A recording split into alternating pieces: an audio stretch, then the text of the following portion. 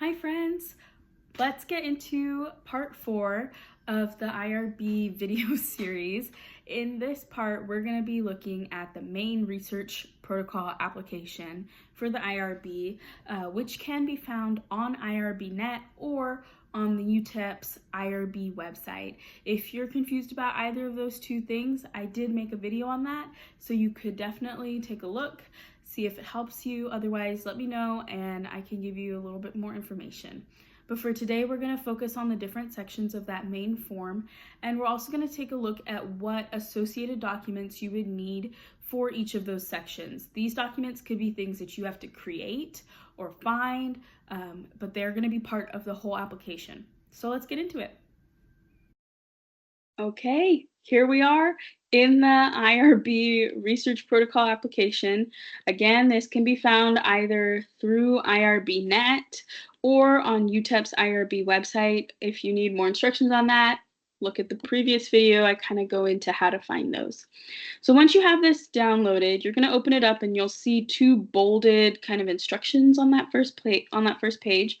First of all, avoiding technical jargon means make sure that any reader from any field can understand what you're talking about. A good idea is to keep an 8th grade reading level in mind, so you don't have to pull out the fancy vocabulary. They really just want you to get to the point and explain what you're planning to do in very simple terms. The next thing that they're asking you to do is if a section doesn't apply to your project, instead of leaving it blank, just put NA. So no sections or no little spots should be left blank. Knowing that ahead of time is important because it can kind of shape how you phrase things and how you approach the application, make it a little bit more efficient for you, and prevent this from being kicked back so that you might not, if you mess those up, you might have to make some corrections. So we're trying to avoid that. Let's get into part A, project information, which is pretty self-explanatory. All you really need to know for this section that's kind of interesting is that this human subjects research training refers to that city training we spoke about in the previous video. As soon as you have a new certification, or if you double check that your certification is still valid, you can check that yes box. And it has to be checked before you submit it. So keep that in mind. For the anticipated start and end date, it's okay to get a little bit wide with your window because I know that we don't really know when capstone starts and ends. So you could put, for example, April 1st to September 1st of 2025 as your start and end dates, because the IRB is just asking for the earliest time that you think you might be able to start your project. So if you don't know, it's okay to broaden it a little bit because you just hate to be ready to start it, but you can't because your IRB protocol hasn't allowed you to yet.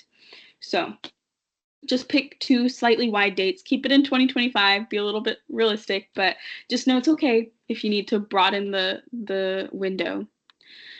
Here in the gray box, it's again saying that you need to electronically share the submission package with your faculty advisor because we are students and we are the PIs.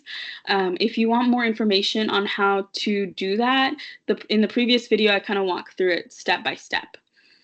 So once you've done that, you can go ahead and fill out their information here and make sure that they also have their city training completed. On IRB.net, it will show you whether they have a valid city training. So if they don't, send an email because it has to be done by the time that you submit this. Moving on to part B. This is pretty easy.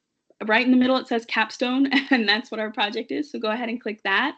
We're also going to be presenting, so you can click that because we're going to present to our department. This will also cover anybody who is hoping to present their project at a conference, so you won't have to amend it, which is nice. You can just click this button right now and be covered. Also, for some people who want to publish, it can't hurt to check this box just in case, but that might not apply to everybody. Our projects are probably not funded, so we do not need to worry about this gray section here, and we can move right on over to part C, the project sites. So the first thing is project will be conducted at UTEP. This is only to be selected if your entire project is going to be done at UTEP. For most of us, that's not going to be the case. That's why we've partnered with sites, because we're planning to do the project at the site. So if that is your situation, you're going to move down to where it says multi-site study. So UTEP is going to be the lead institution because you are a student at UTEP. So go ahead and check yes on the box.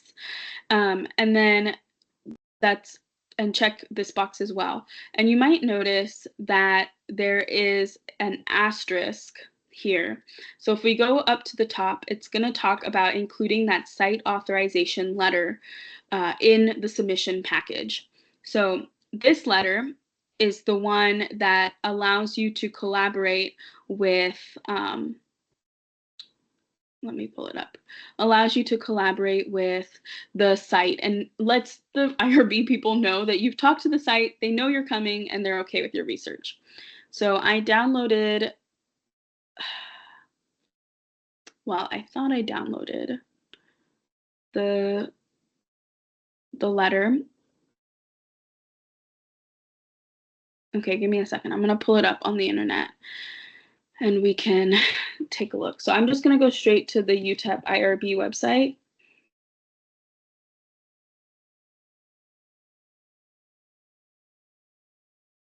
To resources right here on the first page. And then it's going to be this one, letter of collaboration. I love that it's taking me straight to IRB instead of letting me download it. So we'll go through this whole thing. I guess you will get to see how to do this.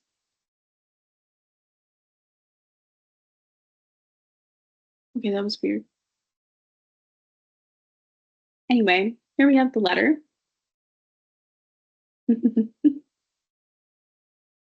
So you can see it kind of provides those fields that you need to update based on your project, the date.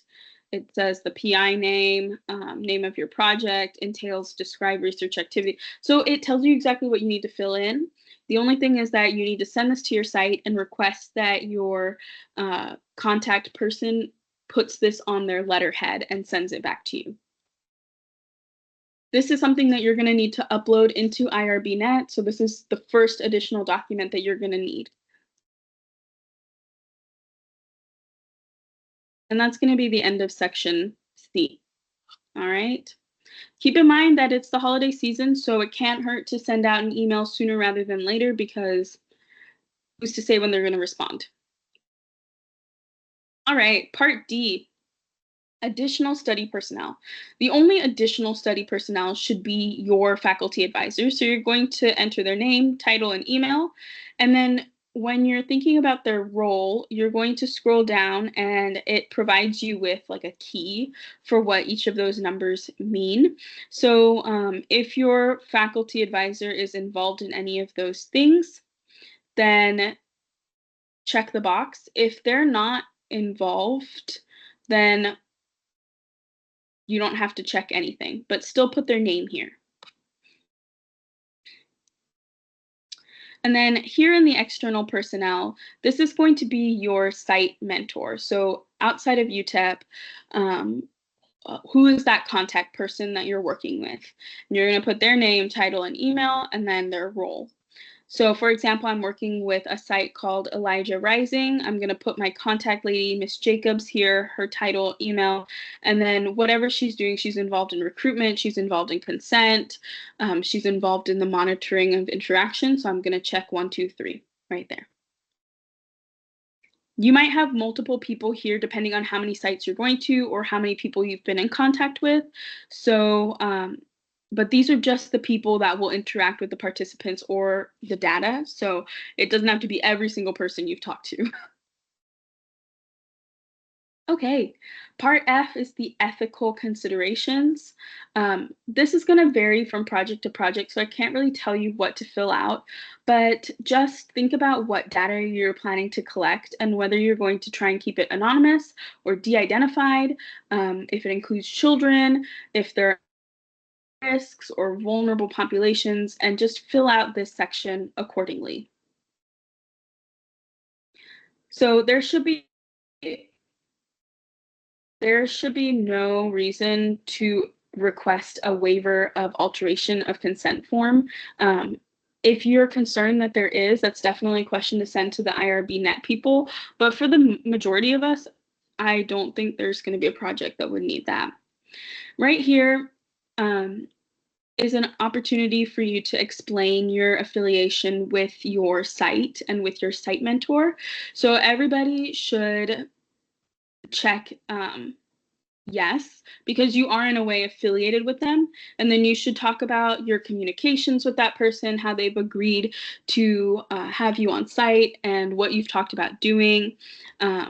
Basically, make the IRB people aware of this connection that you have to the site and that you're not just making stuff up. And that's a good opportunity to kind of talk about what you've done in the past few semesters, building that relationship with your site mentor. And you can put that information right here.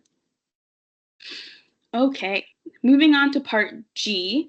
So this section is a little confusing because your study, to check one of these boxes, your study has to be completely one of these things. So, for example, my research is going to involve building a curriculum for OT students, so I can check for the first box because it includes research on effectiveness, techniques in educational settings. I also have research that involves only surveys, interviews, and focus groups, so I'm going to check that box. If you have something that doesn't include only survey, interviews, and focus groups, like say you're administering a set assessment, you're not going to be able to check this box. You're going to have to keep it blank. So, and that's okay. That's fine. It just means that you can't, that's going to make it, a little bit more complicated for you to explain it, but it's okay. So as it says in this grade category right here, only check the box if your entire research project is described by what is said in the box. If there's something different, if there's something extra, then don't check the box, okay?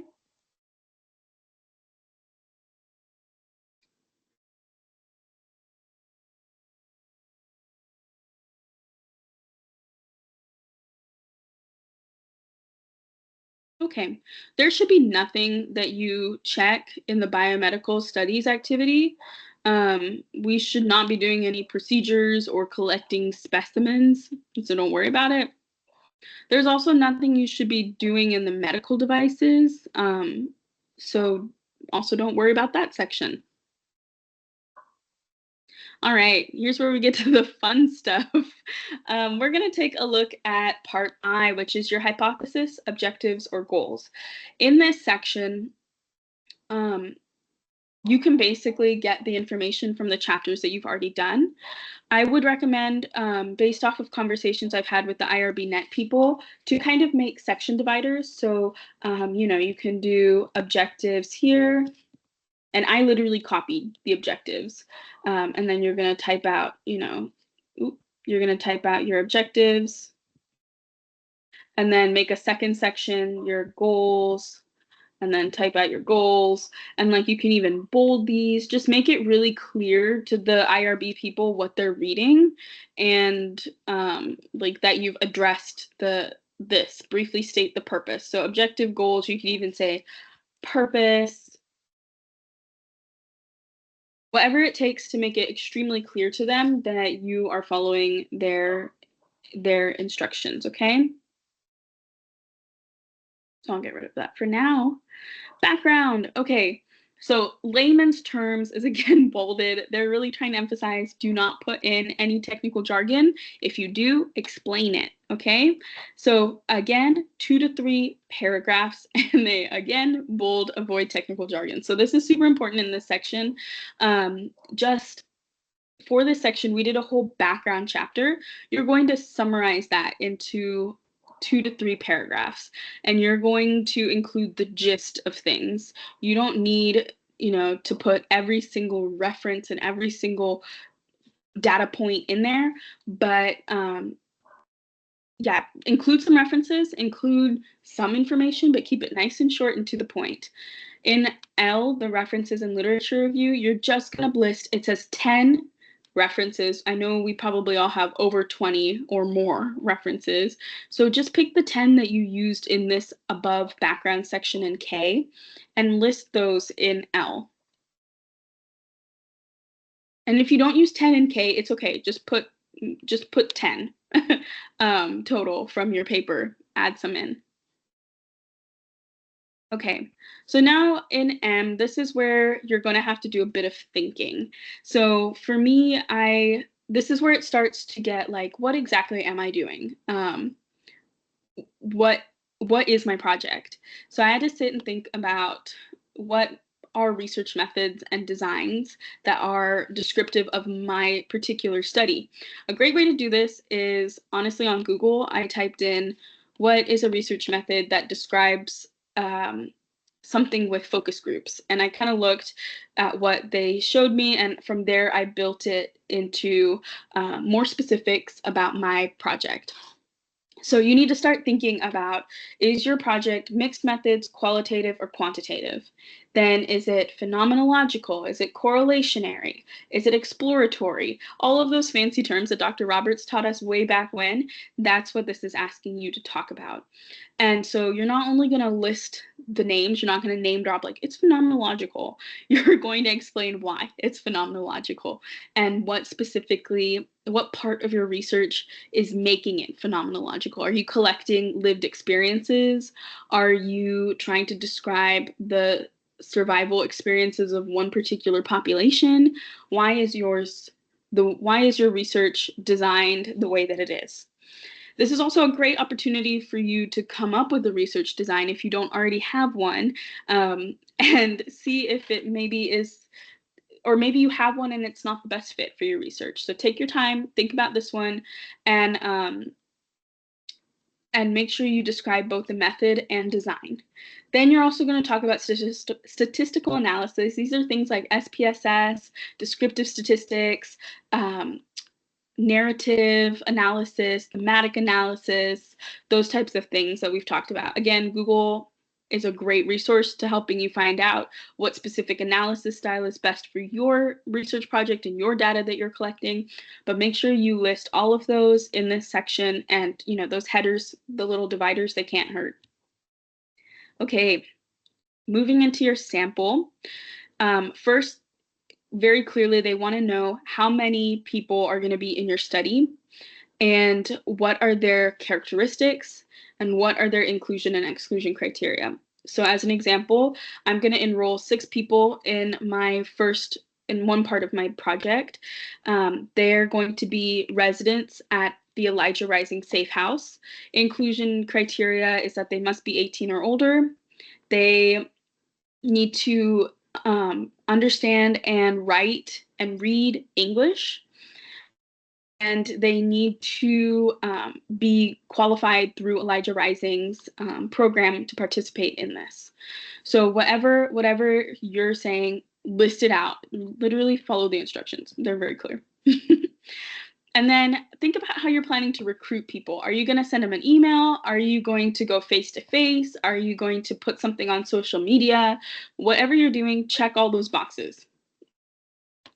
And then in that next section, you're going to explain those recruitment methods. You are going to send an email to all the students in the class. You're going to present to all the parents. You're going to hold a presentation one night for all the parents of the kids. You're going to make a poster and post it on your Instagram and your Facebook, and you're going to ask your classmates to do the same. Be detailed. And then if your participants need to be screened, you need to tell how you're going to screen them. And that means how are you going to figure out whether they meet the inclusion criteria or whether they need to be excluded. And so a lot of the time that can be done in, like if you're doing a survey, the inclusion and exclusion criteria can be built into the survey, and that can be your screening. But sometimes you might need to ask people face to face, or you might need to, have a conversation or look through some records. So just state how you're going to make sure that these people match the inclusion and exclusion criteria of your study requirements. Okay. Is there a possibility of coercion or undue influence? So these things are coercion and undue influence refer to like making the participant feel guilty and therefore they participate, or making the participant feel like they have to because they're gonna, not receive good care otherwise, or somebody's not gonna like them, or they're gonna get a bad grade if they don't participate in your study. So, for example, if you're doing a study for UTEP students, and your faculty advisor is the teacher of the class in which you're doing this study, which is my situation, there could be some undue influence because the students might feel as though they have to participate in your project in order to get a good grade. So you're going to click yes. It could be the case that you don't have anything, and that's totally fine. If you do, you need to explain what those areas of, possible coercion are and what you're going to do to make sure that they don't feel coerced or influenced. So I could say that it will be emphasized in person that this is extra credit or for program hour. So just describe it. There's no right or wrong answer. The IRB just wants to know that you've thought about it and that you have a plan. All right. And then this last section is very like sample specific. So if you're planning to work with a sample of people who cannot give voluntary informed consent for whatever reason that is, and they kind of give a few examples there, you need to explain why you're using that population. There's no right or wrong answer. They just want to know that you've thought about it.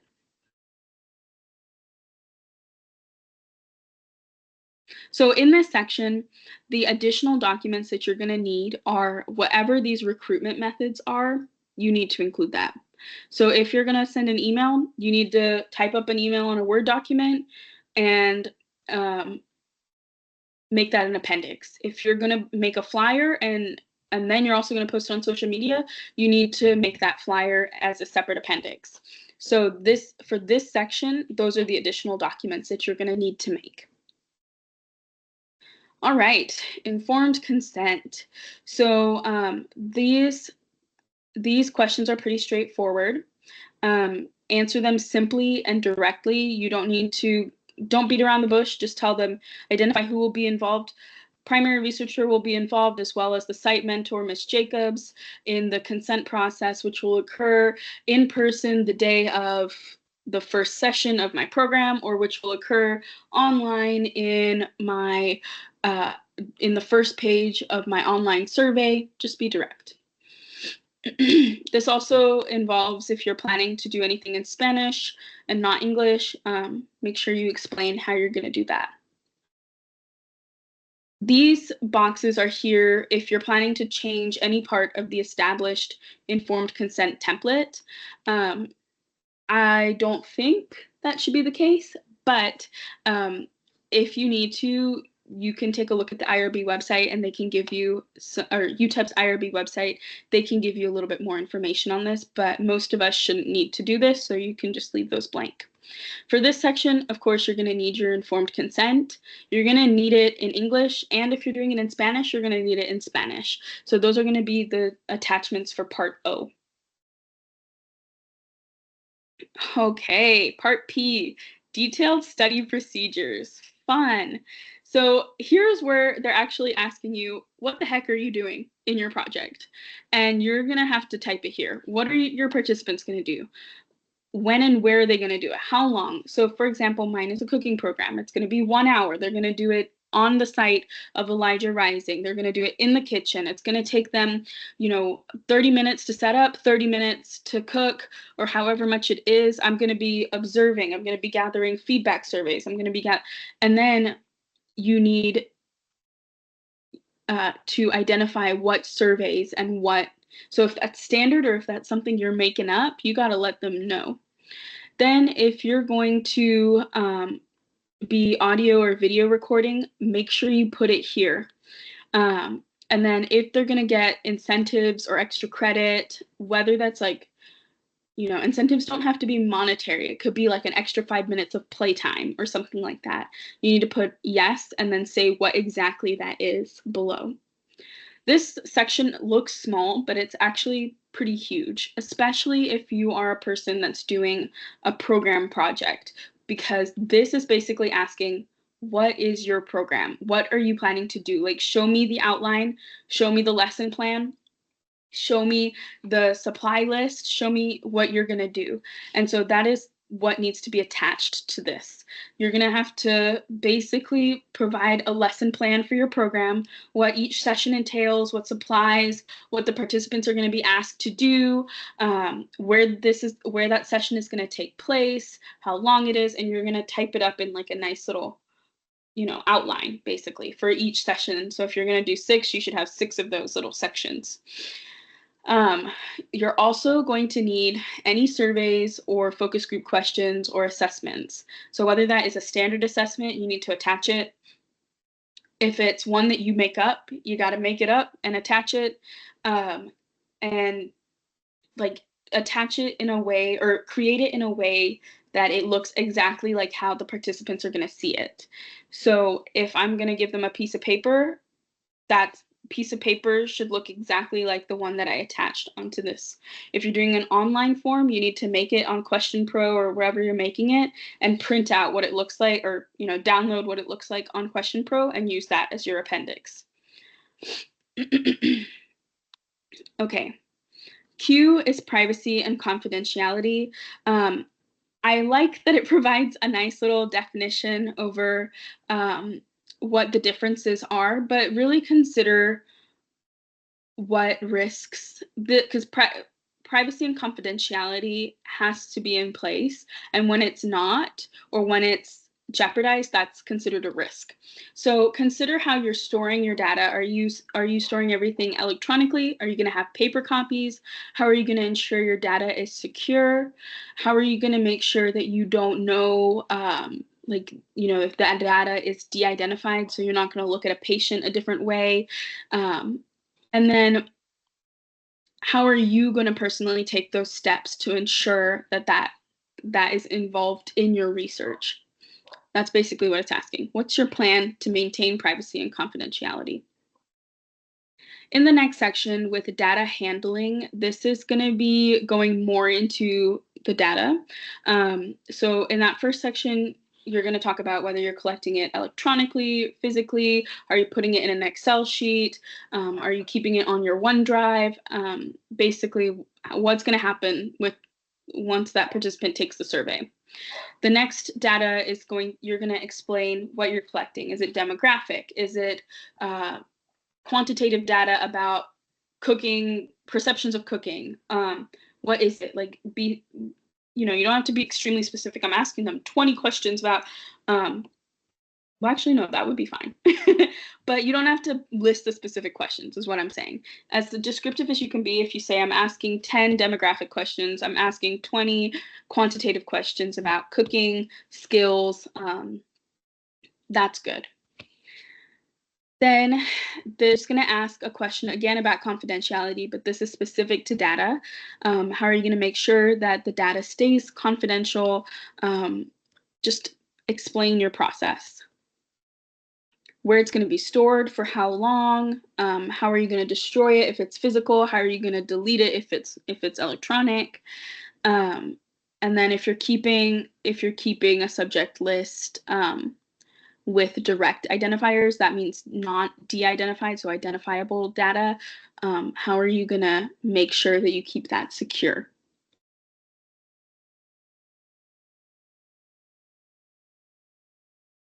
These are all things about identifiable data. So that might not apply to many of us, but if it does apply to you, take a look. All right, let's go into the risks, part S. I know this form keeps going. So we're almost done, thank goodness.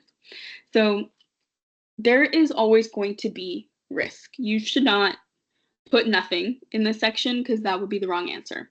There's always going to be at least the risk of your computer being stolen and the data leaking, or somebody hacking into your OneDrive account. That's always going to be a risk. So that, at the very least, should be included in this section. Additionally, think about, for my class, I'm doing a cooking class, so there's definitely physical risks involved with using a knife or using a stove. So just be honest with them that you've thought about it. It would be a little silly of me to propose a cooking class without saying, "Oh, I know there's going to be a risk." So just be honest. Um, they want to know that you've thought about it and you have got a plan. Um, Psychological, emotional risk for bringing up maybe triggering topics.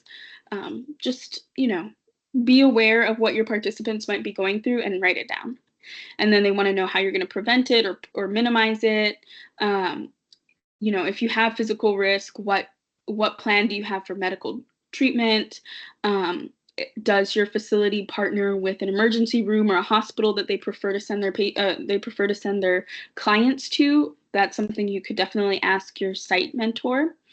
And so it's going to ask, did you consider potentially less risky methods?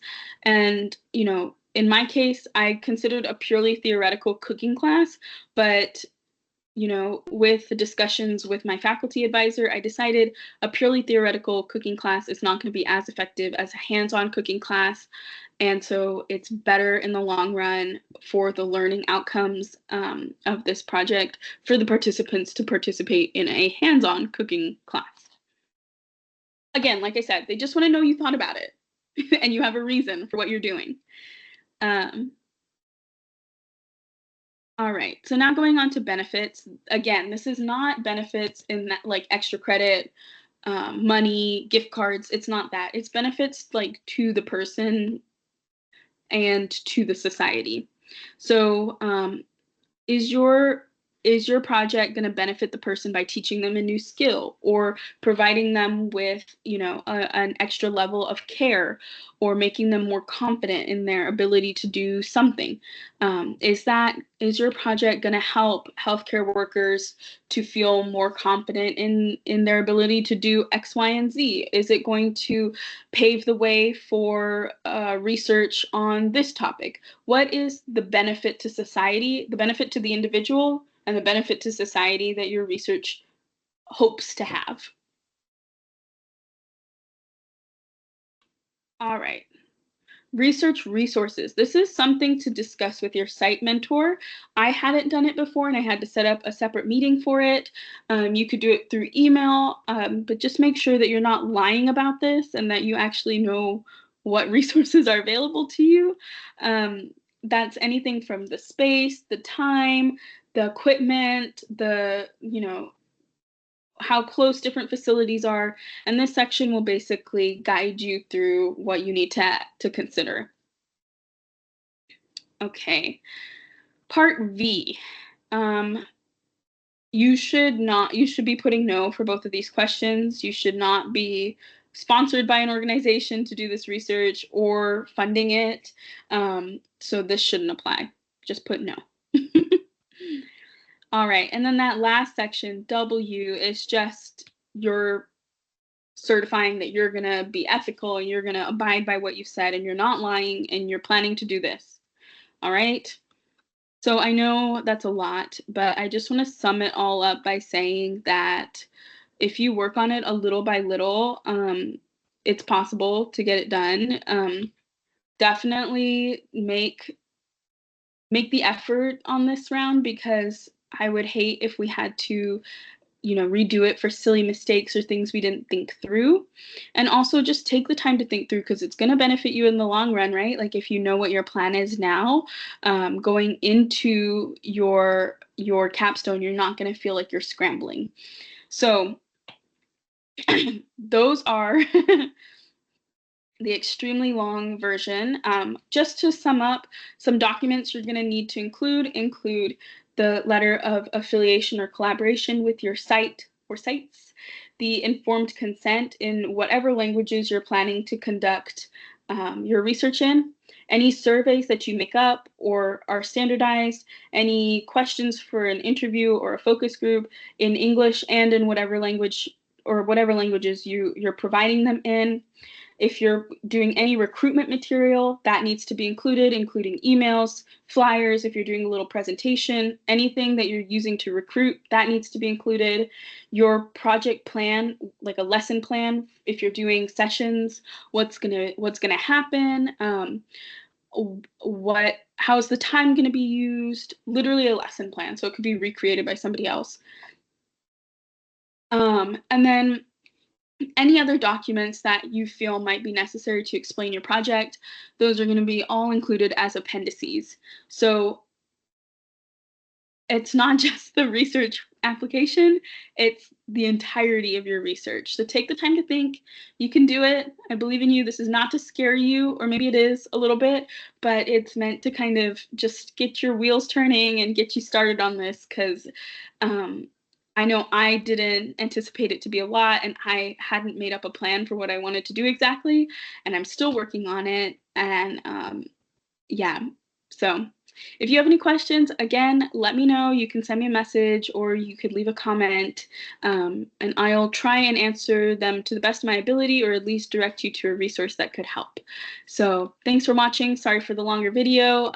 And then I don't know if there's going to be another video after this, but we'll see, depending on what questions or what other topics you might find beneficial if I address.